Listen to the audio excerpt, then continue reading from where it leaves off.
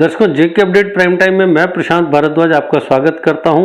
आज के prime time में हम चर्चा करेंगे जम्मू कश्मीर में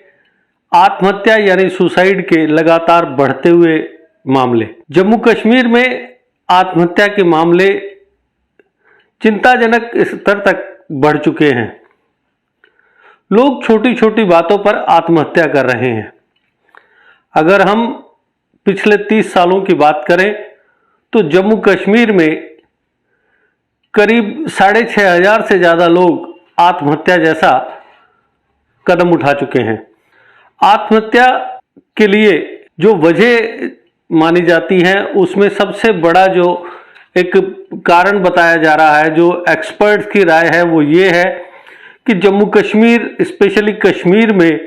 जो आतंकवाद का दौर चल रहा है, जो खून खराबे का दौर चल रहा है, उसकी वजह से भी आत्महत्या के मामलों में लगातार बढ़ोतरी हो रही है। आत्महत्या की वजह जो कश्मीर में विशेषज्ञों द्वारा बताई जाती है वो ये है कि अगर किसी आतंकवादी वारदात में किसी का अपना कोई मारा जाता है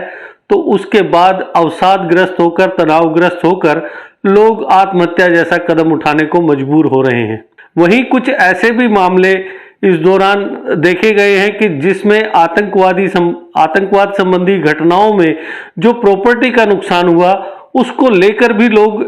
इस हाल में पहुंच गए, इतने तनावग्रस्त हो गए कि उन्होंने अपना जीवन खत्म करने जैसा कदम उठा लिया। अगर हम नेशनल क्राइम रिकॉर्ड ब्यूरो के डाटा की बात करें जो जम्मू कश्मीर को लेकर उन्होंने दिया है तो उसमें उन्होंने ये बताया है कि 1990 से लेकर 2019 के बीच जब जम्मू कश्मीर एक पूर्ण राज्य था उस दौरान आत्महत्या के 5,943 मामले दर्ज किए गए। इसमें से 2017 में 287 लोगों ने आत्महत्या जैसा कदम उठाया तो 2018 में यह आंकड़ा बढ़कर 330 का हो गया और इसके बाद 2019 में इसमें थोड़ी कमी आई जब 284 लोगों ने अपनी जिंदगी खत्म कर ली। जिस तरीके से मौजूदा वक्त में प्रतिस्पर्धा का युग है, दौड़ लगी है, हर आदमी दूसरे से आगे निकलना चाहता है और उस आगे निकलने के प्रयासों में, कोशिशों में कुछ ऐसे लोग होते हैं जो इतना तनाव बर्दाश्त नहीं कर पाते और वो जब थोड़े भी नाकाम होते हैं तो वो आत्महत्या जैसा कदम उठाने को तत्पर हो जाते हैं। इसके लिए जो प्रमुख कारण एक्सपर्ट्स ने बताए हैं उसमें जहां आतंकवाद एक बड़ा कारण है जम्मू कश्मीर के लिए, वहीं फाइनेंशियल प्रॉब्लम्स, कुछ घरेलू मामलात, इसके साथ ही करियर को लेकर तनाव, वहीं जॉब को लेकर अनिश्चय का माहौल, अनिश्चितता का माहौल कि मेरी नौकरी कहीं खतरे में तो नहीं, इसी बात को लेकर लोग तनावग्रस्त हो जाते हैं और वो आत्महत्या जैसा कदम उठाते हैं। जम्मू कश्मीर में ये नहीं कि सिर्फ आम लोगों ने आत्महत्या की है। पिछले अरसों, जो हम 30 साल के अरसे की बात कर रहे हैं, उसमें बहुत से सैनिकों जिसमें भारतीय सेना, जम्मू कश्मीर पुलिस या सीआरपीएफ के जवान हैं, उन्होंने भी तनावग्रस्त होकर आत्महत्या की है और उसमें प्रमुख वजह रही ड्यूटी का कोई निश्चित समय नहीं होना, आधी रात को उठाकर किसी ऑपरेशन में जुटने के आदेश देना। इसके साथ ही जिन सैनिकों ने आत्महत्या जैसा कदम उठाया उसके पीछे उनकी जो पारिवारिक समस्याएं थी वो भी कहीं ना कहीं जिम्मेदार रही और जो सबसे बड़ा इसमें कारण निकल कर आता है वो ये है कि उन्हें जब उनके परिवार को उनकी जरूरत होती है उस वक्त उन्हें छुट्टी नहीं दी जाती, जिसकी वजह से जवान तनावग्रस्त होकर आत्महत्या करता है। इसके साथ ही बहुत से ऐसे केसेस भी सामने आए कि जब एक तनावग्रस्त जवान ने न सिर्फ अपने आप को गोली मारी बल्कि उसने अपने अन्य साथियों पर भी हमला किया और उनमें से कई ऐसे मामले थे जिनमें 2 से 3 लोगों की जो साथी सैनिक थे उनको मौत के घाट उतारकर उस संबंधित सैनिक ने आत्महत्या कर ली। तो ये सब कुछ ऐसा एक मतलब चिंताजनक लेवल पर ये बढ़ चुका है, आत्महत्या जैसा कदम उठाना, कि लोगों की जो मेंटल हेल्थ है वो इतनी ज्यादा कमजोर हो चुकी है, जिसकी वजह से लोग थोड़ा सा भी तनावग्रस्त होते ही आत्महत्या करने को तत्पर हो जाते हैं। और लोगों को इस स्थिति से बचाने के लिए जहां हमारी सोसाइटी, हमारे समाज को पूरी अपनी जिम्मेदारी का निर्वाह करना होगा, वहीं इसके लिए माता पिता यानी पेरेंट्स और स्कूलों में, कॉलेजों में टीचर्स को भी अपनी भूमिका को तरीके से निभाना होगा। वो एक बच्चे को शुरुआत से ही उसके साथ इस तरीके से बातचीत रखें, जारी रखें कि वो उसे बताया जाए कि जीवन में किस तरीके के हालात आते हैं और उनसे किस तरीके से निपटा जाना चाहिए।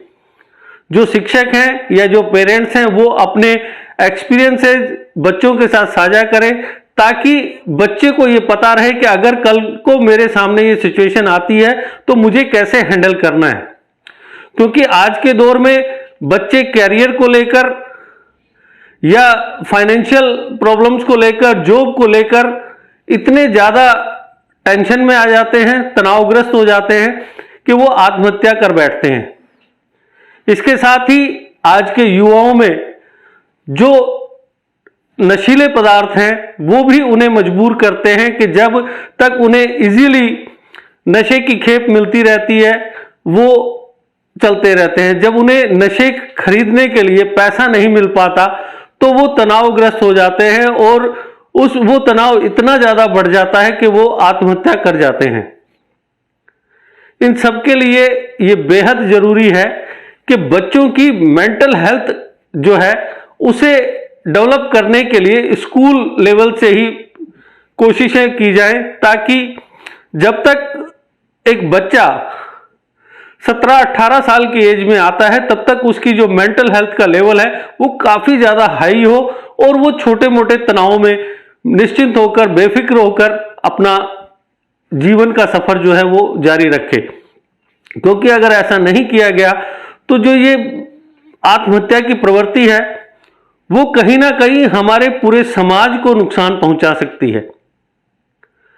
इस प्रवृत्ति को रोकने के लिए सबको एकजुट होकर प्रयास करने होंगे, ताकि जिस तेजी से